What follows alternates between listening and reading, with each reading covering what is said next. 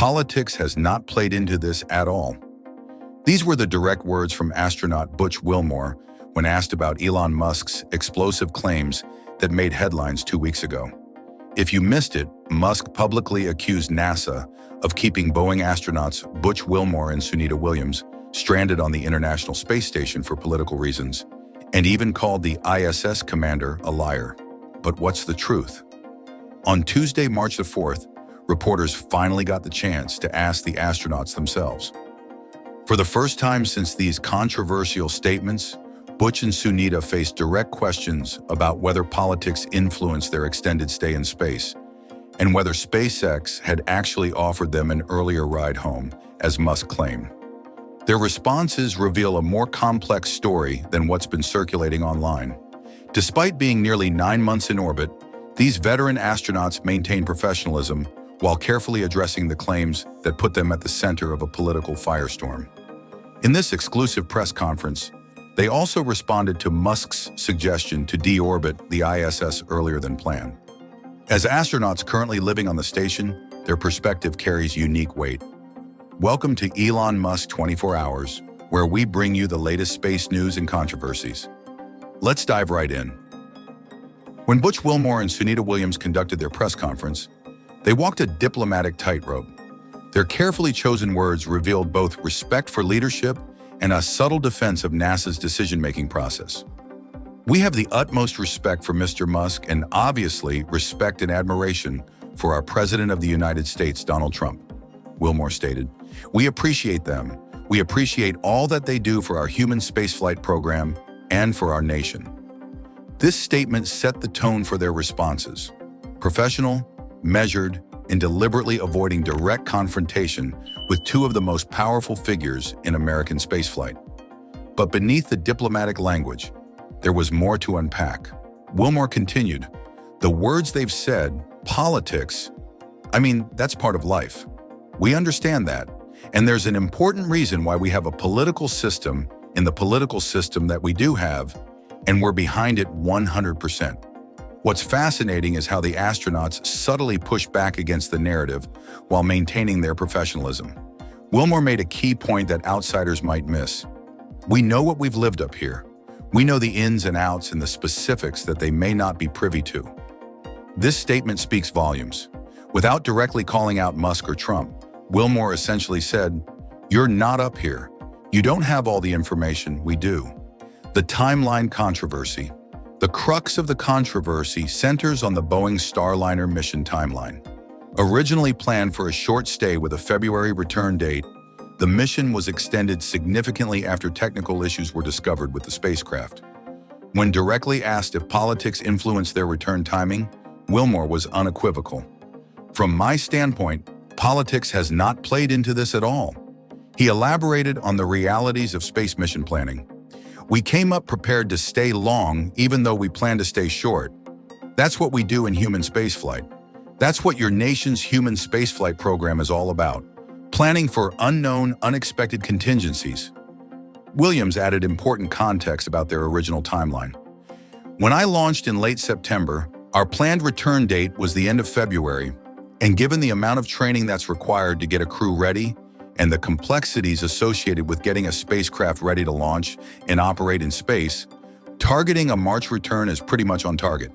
This statement directly contradicts the narrative that their stay was unexpectedly or unnecessarily prolonged. According to Williams, they're returning roughly when they expected to, despite Musk's claims to the contrary. The International Space Station's future. Another bombshell in this story was Musk's suggestion that the ISS should be deorbited earlier than planned, a claim the astronauts were uniquely positioned to address. When asked about the station's condition and whether it could last until its planned 2030 decommissioning, Williams provided a passionate defense of the orbital laboratory. "Butch and I had been part of the construction of the space station with the shuttle flights. We've seen it grow from just a couple modules to this amazing laboratory that it is right now." Her assessment of the station's current status was particularly noteworthy. "I actually was extremely impressed coming up here and seeing how much science is going on, particularly when we have the resupply missions that bring up a lot of science. This place is ticking. It's just really amazing." Williams delivered what amounts to a direct rebuttal to Musk's suggestion. I would say we're actually in our prime right now. We've got all the power, all of the facilities up and operating. So I would think that right now is probably not the right time to say quit, call it quits. She emphasized the importance of international commitments. We have probably till 2030 in our agreements, and I think that's probably really accurate because we should make the most of this space station for our taxpayers and for all of our international partners, and hold our obligations and do that world-class science that this laboratory is capable of. The human side of extended space missions beyond the political controversy, the press conference revealed glimpses of the astronauts' personal experiences during this unexpectedly long mission. When asked about the most exciting part of their mission, Wilmore spoke about the weighty responsibility of supporting spacewalks. The greatest responsibility that any of us have is when you put someone else in a spacewalking suit and they go out the door, because you're responsible to make sure everything's done correctly and that suit performs. Williams shared her anticipation about their eventual return. I'm looking forward to the moment that's coming up where I am going to get to bring Crew N home. She also described the awe-inspiring natural phenomena they've witnessed. Looking out the window, we have had some amazing aurora while we've been up here. The sun's been really active, and it really puts you sort of in your place, and you recognize that the universe is extremely powerful and what little part we are of it. These personal reflections humanize the astronauts and remind us that beyond the political noise, real people are living and working in the harsh environment of space, focused on their mission rather than Twitter controversies. The historic context of their journey, what makes this situation particularly remarkable, is the extensive spaceflight experience of these astronauts. Both Wilmore and Williams are veteran space travelers who have now experienced multiple spacecraft systems. Upon their return on Crew Dragon, they will have flown on an unprecedented 4 different spacecraft types throughout their careers: Space Shuttle, Russian Soyuz, Boeing Starliner, and now SpaceX Crew Dragon. This gives them a unique perspective on spaceflight systems that few humans on Earth possess. Their diplomatic responses during this press conference must be understood in this context. These are not inexperienced astronauts, but seasoned space professionals with decades of NASA experience between them. Their careful wording reflects not just diplomatic training, but deep institutional knowledge about how spaceflight decisions are made. SpaceX's Florida expansion announcement. While the astronaut controversy dominated headlines, SpaceX quietly dropped significant news about their Florida operations during a launch scrub on Monday. This expansion represents a major shift in SpaceX's manufacturing and launch strategy. SpaceX announced they're building a massive new integration facility called GIGA Bay next to their Hangar X location at NASA's Kennedy Space Center. The company also plans to complete the Starship launch pad at Launch Complex 39A this year. The scale of this expansion is staggering. According to the announcement, GIGA Bay will stand 380 feet tall and provide approximately 46.5 million cubic feet of interior processing space. It will include 85,000 square feet of workspace with ground level and elevated platform work areas. This facility will support Starship and Super Heavy vehicles up to 266 feet tall and provide 24 work cells for integration and refurbishment, along with cranes capable of lifting up to 400 US tons. Compared to the current Mega Bay facilities in Starbase, Texas, GIGA Bay will provide over 11 times the square footage for workspace, 19 additional work cells, and more than twice the crane lifting capacity. Construction has already begun, with the facility targeted to be operational by the end of 2026. SpaceX is also building another GIGA Bay at Starbase in Texas, with a similar completion timeline. Perhaps most ambitiously, pending environmental reviews, SpaceX intends to conduct Starship's first Florida launch from Launch Complex 39A in late 2025, a timeline that seems optimistic given the complexity of the project. The investment is substantial. According to Florida's governor, SpaceX is planning to invest at least $1.8 billion to build the new Starship launch pads and processing facilities on Florida's Space Coast.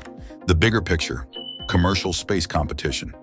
This entire controversy takes place against the backdrop of intense competition in the commercial space sector. Boeing and SpaceX have been rivals in NASA's Commercial Crew program, with SpaceX demonstrating greater success in operational flights to date. Musk's comments about the Boeing astronauts must be viewed in this competitive context. While his statements may have seemed purely political, they also serve SpaceX's commercial interests by highlighting Boeing's spacecraft issues. The controversy also reveals the complex relationship between government space programs and commercial providers. As private companies take on greater roles in human spaceflight, questions about decision-making authority and mission control become increasingly important. Who ultimately decides when astronauts return to Earth? Is it NASA, the commercial provider, political leadership? These questions remain unresolved as we enter this new era of public-private space partnerships. What's clear from the astronauts' responses is that they believe technical and operational factors, not politics, should drive mission decisions. Their measured defense of NASA's process suggests confidence in the agency's decision-making, despite outside criticism. So what can we conclude from all this? The astronauts have spoken, and their perspective is clear. Technical considerations, not politics, drove their extended stay in space. While they respectfully acknowledged both Musk and Trump, they stood firm on NASA's decision-making process. This controversy highlights something important about space exploration today: the increasing intersection between technical decisions and public narratives. As private companies take larger roles in spaceflight, the line between legitimate technical concerns and competitive positioning becomes blurred. What do you think? Was their return delayed due to political reasons, as Musk suggested? Or was it purely technical, as the astronauts indicated? Or perhaps a mix of both? Share your thoughts in the comments below. I'm genuinely curious to hear your perspective on this developing story. For now, I'll be keeping a close eye on both the astronauts' return and SpaceX's ambitious Florida expansion. In fact, I'll be heading to Florida on March 11th to bring you on-the-ground reporting from the Space Coast. This channel will be your front row seat to all the developments. If you found this breakdown valuable, please hit that like button and subscribe to Elon Musk 24 Hours for daily updates on everything happening in the space industry. Your support helps this channel continue bringing you the latest space news with context and analysis you won't find anywhere else. Thanks for watching, and I'll see you in the next video.